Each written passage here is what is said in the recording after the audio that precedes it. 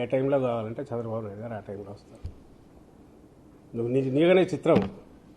మరి ఆయనేమో NDA partner, ఈమెమో అలా కొట్లాడుతున్నామంటున్నా కాంగ్రెస్ వాళ్ళకు ఇండియా కూటమిలో దాన్ని ప్రధానంగా లీడ్ చేస్తున్న కాంగ్రెస్ పార్టీకి ఇక్కడ స్టేట్ అధ్యక్షురాలంట. మరి విచిత్రం ఏందో అర్థం కాదు. మరి అది ఆయన వీళ్ళ ఎన్డీఏ కూటమిలో ఇక్కడ ఉండి ఆయన చెప్పినట్టు ఇక్కడే కాదు ఆ పక్క స్టేట్లో అయినా ఎట్లా నడుస్తుంది. ఇక్కడైతే ఎప్పుడు అటు బెక్ అండ్ కాలంట, ఎప్పుడు కావాలంటే అప్పుడు ఆ గంట కొట్టే టక్కున అవసరమైనప్పుడు వస్తారు.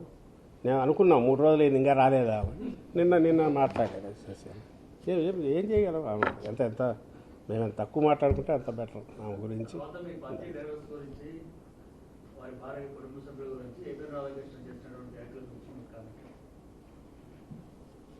కామెంటు చేసినా దానికి తిడుతున్నారు కదా బా.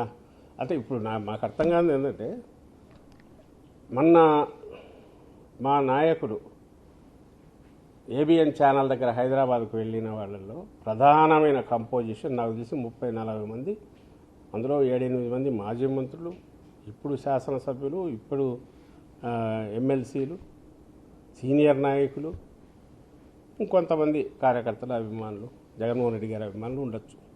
కానీ ప్రధానమైన కంపోజిషన్ అయితే వీళ్ళు.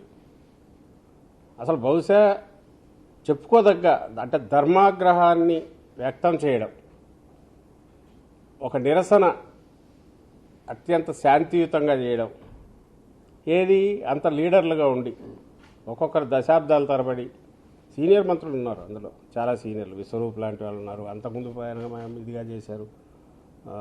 రామసుబ్బారెడ్డి గారు ఎమ్మెల్సీ గారు అప్పుడు టీడీపీ హయాంలోనే అప్పుడు మినిస్టర్గా చేశారు. తర్వాత సీనియర్ ఎమ్మెల్సీ అలాంటి వాళ్ళు ఉన్నారు.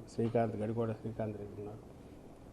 ఇంకా ఉమెన్ లీడర్స్ లక్ష్మీపార్వతి గారు, ఇట్లా అందరు సీనియర్ లీడర్లు ఉన్నారు. చాలామంది పేర్లు ఇంకా చెప్తూ పోతే చాలామంది వస్తారు. ఆదిమూలం సురేష్ ఉన్నారు, సీనియర్ ఎమ్మెల్యేగా ఇంతకుముందు, ఎమ్మెల్సీ పెద్ద ఎత్తున పోయినారు. అంత పెద్ద ఎత్తున నాయకత్వం, ఒక పార్టీ నాయకత్వం వెళ్ళి ఒక మీడియా హౌస్ దగ్గర ప్రొటెస్ట్ చేయడము rarest of the rare things. Democratic పద్ధతిలో శాంతియుతంగా నిరసన తెలియజేయడం, అలాగే చిన్నపాటి ఇది లేకుండా అక్కడ ఉపన్యాసాలు ఇచ్చి స్లోగన్స్ ఇచ్చేసి ఒక గంట పాటు, ఎందుకంటే ప్రపంచానికి తెలియాలి ఏమన్నాడు ఈ వ్యక్తి అనేది తెలియాలి కాబట్టి నిరసన తెలియజేయడము ఫస్ట్ టైం.